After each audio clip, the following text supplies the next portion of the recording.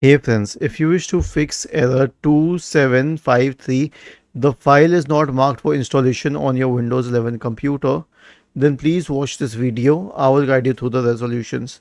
The first solution is to simply restart your computer. Right click on the start button, select shutdown or sign out, and then select restart.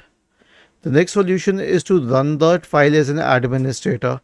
For example, if this was the installer file, right click on it and select run as administrator, this option. Okay. The next solution will be, and this will be a very major fix, to restart the Windows installer service if you can. So search for services in the Windows search bar and open services. Now scroll down to the Windows installer service. Okay, right click on it and then select start if it's not already started. The next solution is disk cleanup.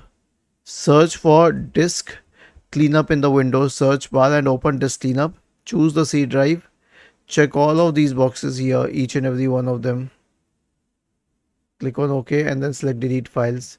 And finally run an SFC scan.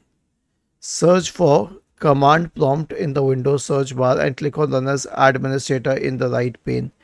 Type the command sfc space / scan now and hit enter to invoke the SFC scan.